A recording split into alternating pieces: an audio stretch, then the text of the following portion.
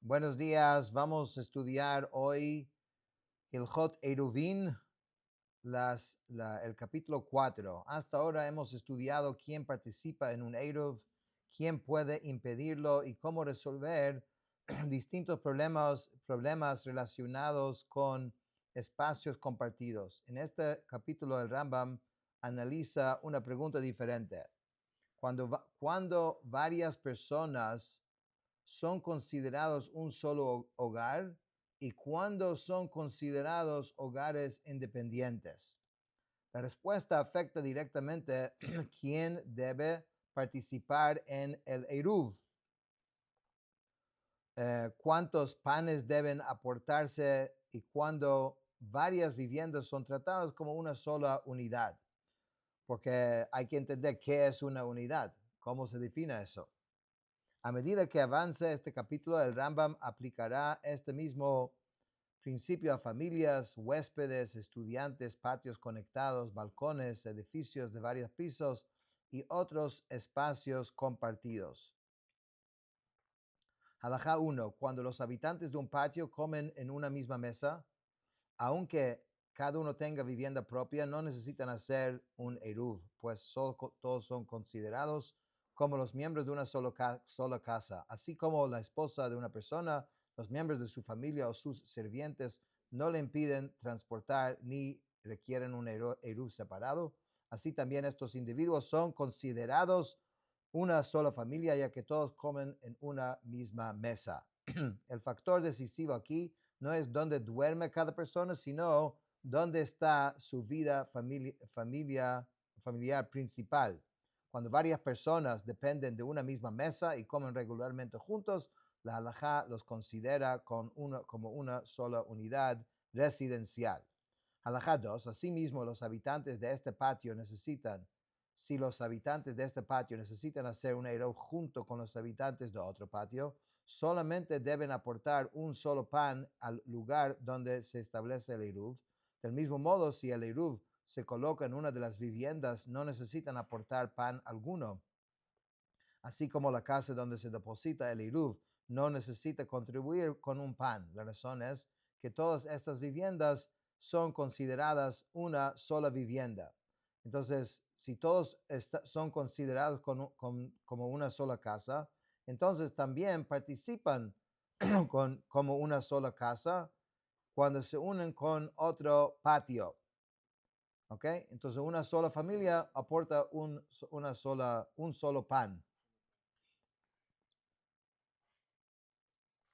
Halajá 3. Asimismo, los habitantes de un patio que ya hicieron un eruv entre ellos son considerados como miembros de una sola casa. Si luego necesitan hacer eruv con los habitantes de otro patio, solamente deben aportar un pan porque ellos ya se unieron. Del mismo modo, si el eruv se deposita en su vivienda, no necesitan aportar pan alguno. O sea, si ese patio, o sea, ese grupo fue designado donde se va a guardar el pan con los otros patios que quieren, no tienen que poner nada. Aquí poco a poco estamos viendo y acercándonos a lo que nosotros hoy en día usamos como eruv, ¿no? Porque eruv hoy en día, bueno, ya vamos viendo, pero no hay una colección de pan eh, entre toda la gente. Aquí el Rambam amplía el principio. Hasta ahora vimos personas que eran una sola familia por naturaleza. Ahora vemos personas que se convierten en una sola entidad mediante el Eruv. El Eruv no solamente permite transportar, también crea una asociación residencial entre quienes participan. O sea, el Eruv transforma varios hogares en una sola unidad comunitaria. ¿Ok? Esto es muy importante aquí porque ya tenemos todo un bloque de gente que están siendo considerados como una sola familia. Halajá 4. Cuando 5 personas se reúnen un Eruv para un patio con la intención de llevarlo al lugar donde se establecerá un Eruv junto con otro patio, no es necesario que las 5 transporten el pan. Basta con un solo pan. Una vez reunido el Eruv, todos los habitantes del patio son considerados miembros de una sola casa. Entonces, el Rambam está aplicando el mismo principio a un caso práctico. Después de reunirse para formar un Eruv, ya no son considerados individuos separados para esta finalidad. Una vez formado el Eruv interno, el patio actúa como una sola familia frente a otros patios. Halajá 5. Cuando un padre y su hijo o un maestro o su alumno viven en el mismo patio, no necesitan hacer eruv entre ellos, pues, ¿por qué? Son considerados una sola casa. Aunque algunas veces coman juntos y otros no, siguen siendo considerados una sola familia. Entonces, esto es una excepción importante, que existen relaciones tan estrechas que la halajá los considera como una sola unidad, y aun cuando no comen constantemente juntos, que es padre e hijo y maestro y discípulo. Vemos la importancia que en la halajá es el maestro, ¿no? Algunas relaciones crean una unidad residencial aún sin compartir permanentemente la misma mesa. Halajá 6. Diferentes reglas se aplican a hermanos que tienen casas separadas y no comen en la mesa de su padre, así como a esposas o sirvientes que no comen regularmente en la mesa de su marido o de su amo, sino solo ocasionalmente, o a una persona que disfruta la hospitalidad de otro durante un tiempo determinado. Si no hay otras personas viviendo en el patio, no necesitan hacer eruv entre ellos. Si hacen un eruv con otro patio, un solo eruv es suficiente para todos ellos. Si el eruv se coloca en una de sus viviendas, no necesitan aportar el pan. Sin embargo, si hay otras personas viviendo en el patio, cada uno debe aportar su propio pan como los demás habitantes, porque no comen permanentemente en una misma mesa. Entonces el Rambam es como una categoría intermedia aquí. Estas personas sí tienen relación entre familia, pero no tan fuerte como el del padre y hijo y maestro y alumno. Por eso en algunas circunstancias se consideran una unidad y otros no. Es interesante porque si no hay más nadie, se entiende que hay una confianza y están viviendo todos en este conjunto porque son familia. Esto mismo indica de que hay una cercanía y se trata como familia. Pero una vez que ya hay más gente, pues ya no es suficiente el hecho de que son familia porque no comen juntos. Halajá 7. Cuando 5 grupos pasan el Shabbat en un gran salón común, si una separación llega hasta el techo entre cada grupo, es como si cada grupo tuviera su propia habitación o su propio altillo y cada grupo debe aportar un pan. Si la separación no llega hasta el techo, un solo pan basta para todos, pues son considerados miembros de una sola casa. El Rambam concluye esta primera sección de este pere, con un principio físico muy importante. A veces la pregunta no es quiénes son las personas, sino cómo está dividido el espacio. Si las divisiones crean habitaciones completas, cada grupo es independiente. Si no crean una separación total, entonces son parte de una unidad.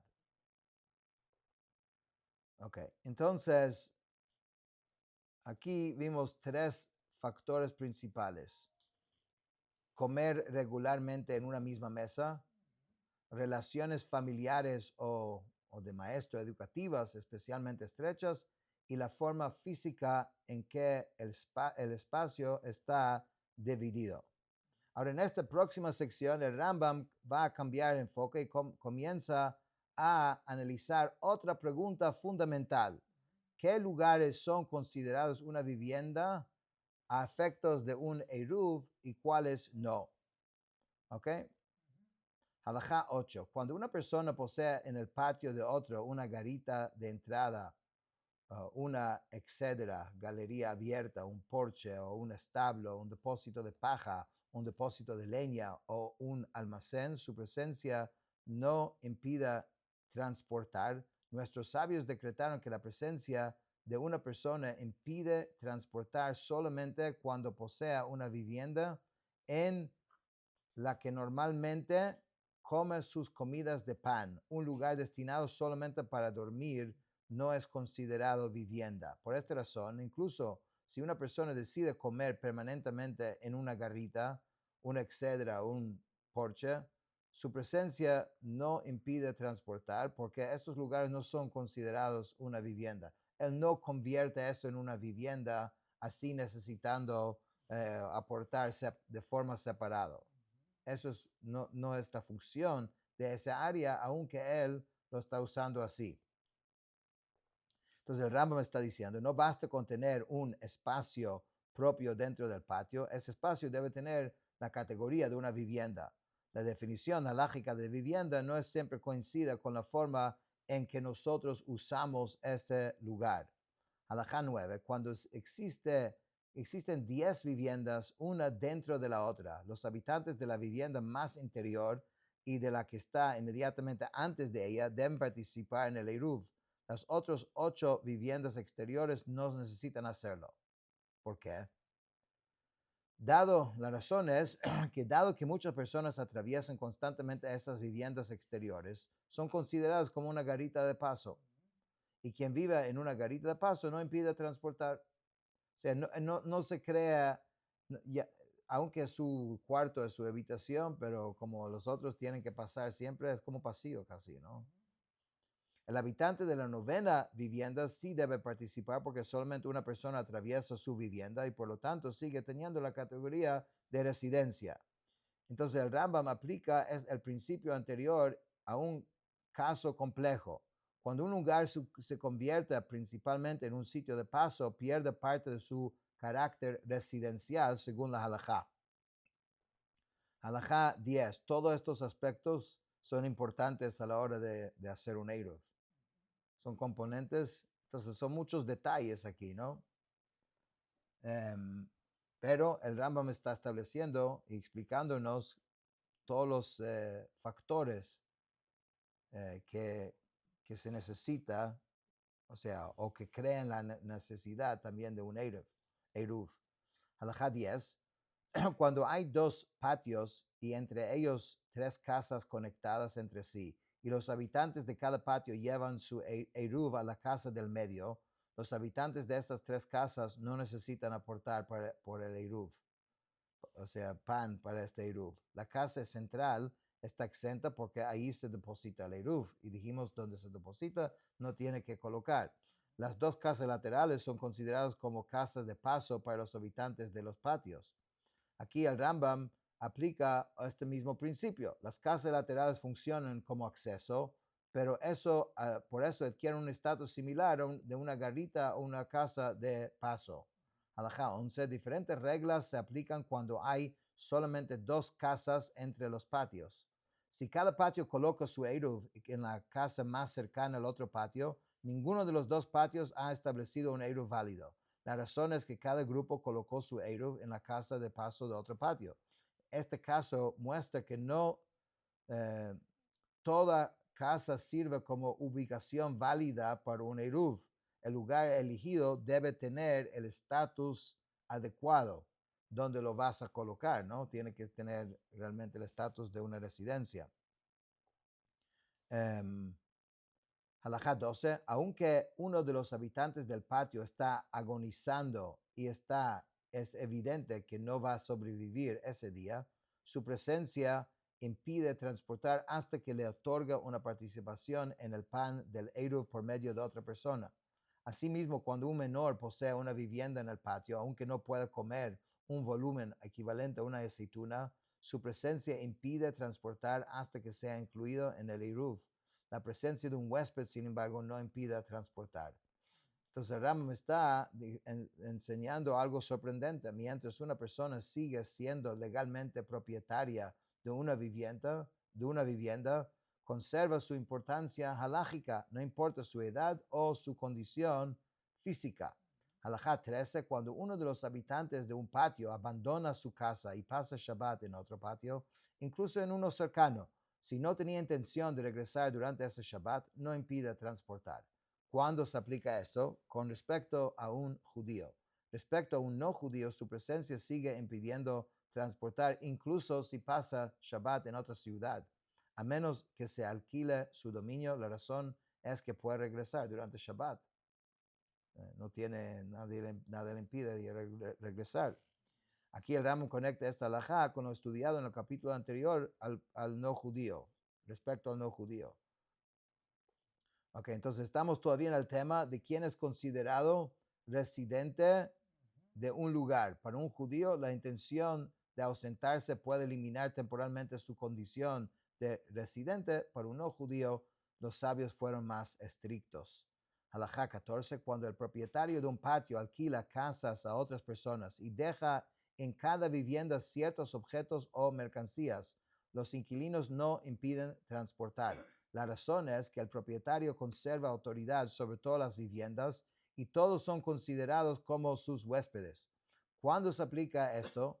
Cuando dejó en ellas objetos que no pueden trasladarse en Shabbat, como tevel o bloques de metal. Si dejó objetos que sí pueden trasladarse, los inquilinos impiden transportar a menos que hagan eruv, porque esos objetos podrían ser retirados durante Shabbat y el propietario perdería control sobre las viviendas. Esta halajá resume buena parte de todo lo que hemos estudiado hasta ahora.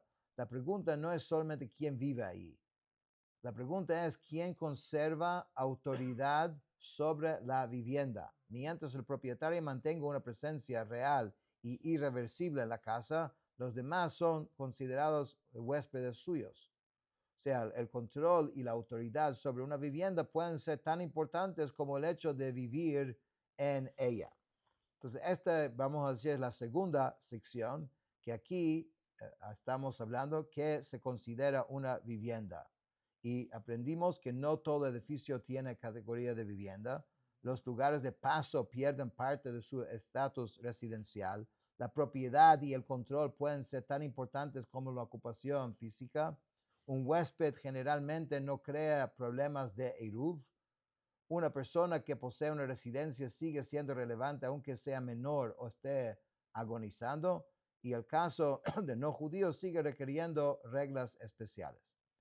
En la próxima sección, que es prácticamente hasta el final, el Rambam va a analizar cómo un patio puede afectar a otro, qué ocurre cuando las personas atraviesan dominios ajenos y cuando los problemas de un patio se extienden a los demás.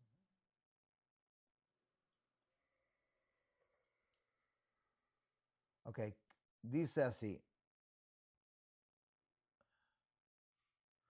Cuando los habitantes de un patio olvidaron hacer un eruv, no pueden sacar objetos de sus casas al patio ni del patio a sus casas. Sin embargo, pueden transportar dentro del patio los objetos que ya encontraban ahí al comenzar Shabbat.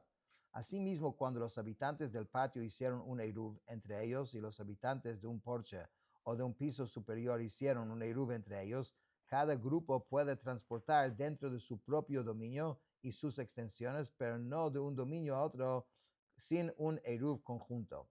El Rambam comienza estableciendo aquí un principio básico. Aunque no existe un eruv entre dos áreas, cada uno conserva cierto grado de independencia. Cada grupo puede utilizar su propio dominio. Lo que no puede hacer es cruzar de un dominio al otro.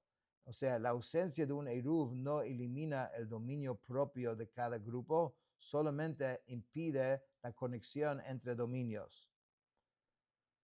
Después habla de casos muy particulares, rocas, montículos y plataformas elevadas. ¿Qué implica esto? Si existe una roca o montículo dentro de un patio que mide menos de 10 fajim de altura, se considera perteneciente tanto al patio como al porche, y ninguno de los dos grupos puede llevar ahí objetos desde sus casas. Si mide 10 fajim de altura y está a menos de 4 fajim del porche, se considera una extensión del porche. Si está a 4 fajim o más del porche, se considera accesible para ambos y ninguno puede utilizarlo para objetos provenientes de sus viviendas hasta que hagan un eruv. Asimismo, si existe una columna de 4 tfajim de ancho frente al porche, actúa como separación entre ambos dominios. Esto es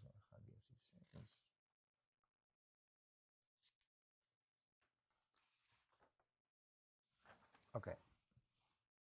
Entonces aquí el Rambam analiza cómo ciertos espacios intermedios adquieren identidad. A veces pertenecen claramente a un dominio, a veces pertenecen a ambos y precisamente porque pertenecen a ambos, ninguno puede utilizarlo. O sea, un espacio compartido puede convertirse en un problema precisamente porque ambos grupos tienen acceso a él. Alajá 17. Los salientes que sobresalen de las paredes del patio y están a menos de 10 fajim del suelo pertenecen al patio. Las que están dentro de 10 fajim del piso superior pertenecen al piso superior. Los que se encuentran en la zona intermedia están prohibidos por ambos hasta que establezcan un eruv. Entonces el mismo principio continúa. La pregunta es, ¿quién tiene acceso cómodo a este espacio?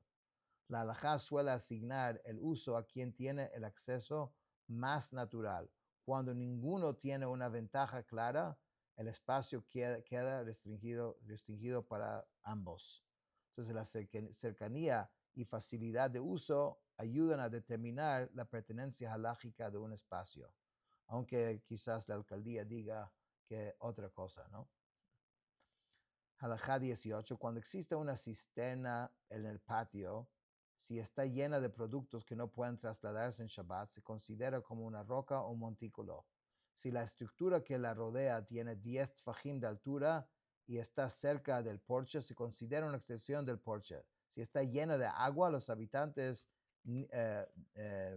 si está llena de agua, los habitantes ni del patio ni del porche pueden llevar agua de sus casas sin un eruv. El agua introduce una complejidad especial, mientras que los productos inmovibles hacen que la cisterna funcione como una estructura fija.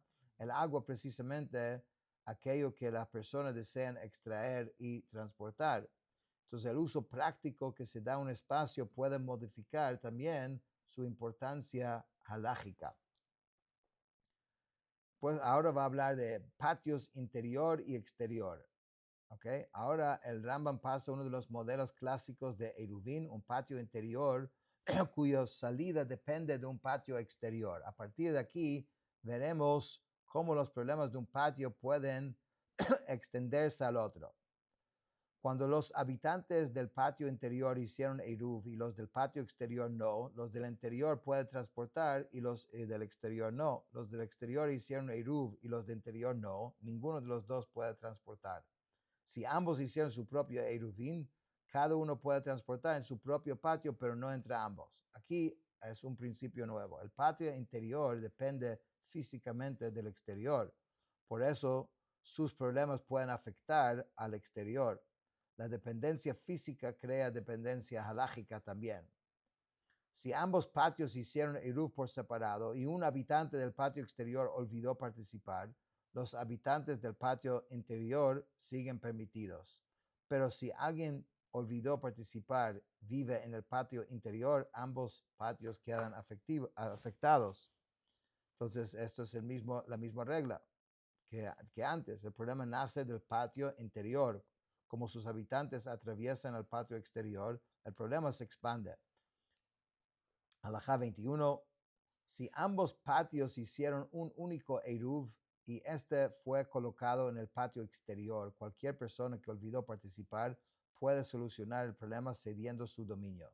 Si el Eruv fue colocado en el patio interior, las reglas son diferentes dependiendo de dónde vive quien olvidó participar. Aquí Rambam está combinando dos temas que ya estudiamos: los patios conectados y Bitul Reshut, la cesión del dominio. Estamos viendo cómo los principios del capítulo anteriores siguen reapareciendo en situaciones nuevas. O sea, los conceptos de Eruvin no desaparecen, el Rambam los reutiliza en escenarios cada vez más complejas, porque eso se llama stacking, ¿no? Una idea con otro y creando casos donde se pueden ver distintos componentes actuando juntos. Si una sola persona vive en cada patio, no necesitan hacer Eruv y cada uno puede transportar en su propio patio. Sin embargo, si un no judío vive en el patio interior, su presencia afecta también al patio exterior hasta que se alquila su dominio, que otra vez es otro principio que vimos antes. Halajá 23. Cuando existen 3 patios conectados y los habitantes de los patios exteriores hacen Eruv con el patio del medio, los habitantes del patio central pueden transportar en los patios exteriores y viceversa. Sin embargo, los habitantes de un patio exterior no pueden transportar en el otro patio exterior a menos que los 3 formen un único Eruv. Este es el principio general. Cuando una persona no puede transportar en su propio dominio, su paso por otro dominio puede causar restricciones allí también. Cuando puede transportar en su propio dominio, su paso no causa restricciones. Entonces, el Rambam está dándonos el principio del cual debemos funcionar. Entonces, aquí nosotros vimos que la conexión física crea conexión alágica, que el tránsito de personas puede transmitir restricciones, los espacios compartidos requieren reglas especiales, el patio interior suele influir sobre el exterior más que el exterior influye sobre el interior. Una persona que no puede transportar en su propio dominio puede afectar otros dominios por los que pasa. Ok, la última parte, que rapidito aquí, espacios compartidos especiales, ok, 2 balcones sobre el agua.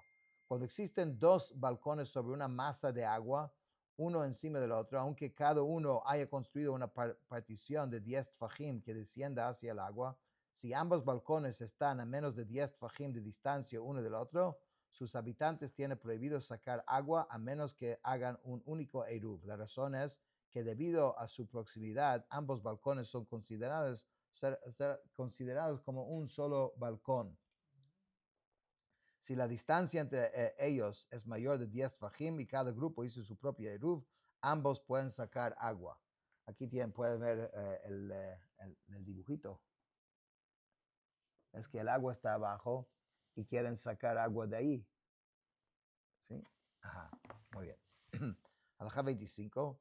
Si los habitantes del balcón superior no construyeron una partición de los balcón inferior sí lo hicieron. Incluso los habitantes del balcón inferior tienen problemas de sacar agua. La razón es que los cubos de los habitantes del balcón superior que están prohibidos pasan por el área del balcón inferior. Si los habitantes del balcón superior construyeron una partición y los del balcón inferior no, los del balcón superior pueden sacar agua y los del bajo no. Si ambos participaron juntos en la construcción de la partición, ambos tienen prohibido sacar agua hasta que hacen un único eruv. Cuando existe un edificio de 3 pisos, halajá 26, donde el piso superior y el inferior pertenecen a una persona y el piso del medio pertenece a otro, no se pueden bajar objetos del piso superior al inferior pasando por el piso intermedio, porque no se permite transportar objetos de un dominio a otro utilizando un tercer dominio como paso. Sin embargo, sí existe una forma de bajar los objetos sin pasar por el piso intermedio, sí es permitido. Última halajá, 2 edificios y un patio compartido. Cuando 2 edificios están uno enfrente del otro y debajo de ellos hay un patio al que se vierta agua, no deben verter agua en ese patio a menos que hagan un único eruv. Si los habitantes de uno de los edificios cavaron un pozo en el patio para recibir el agua y los habitantes del otro edificio no lo hicieron, quienes cavaron el pozo pueden verter agua en él. Los otros tienen prohibido hacerlo hasta que hagan un eruv juntos. Si ambos edificios cavaron cada uno su propio pozo, cada grupo puede verter agua en el pozo que cavó, aunque no hayan establecido un eruv. Entonces, el Rambam concluye el capítulo con una aplicación práctica de todos los principios estudiados. Cuando varias personas utilizan el mismo espacio, surge la necesidad de definir claramente quién controla el área. Cuando cada grupo tiene una estructura propia e independiente, los conflictos desaparecen. La idea clave es cuando más claramente definidos están los espacios y las responsabilidades de cada grupo, menos necesidad existe para crear conexiones halágicas entre ellos. Con esto terminamos el capítulo 4.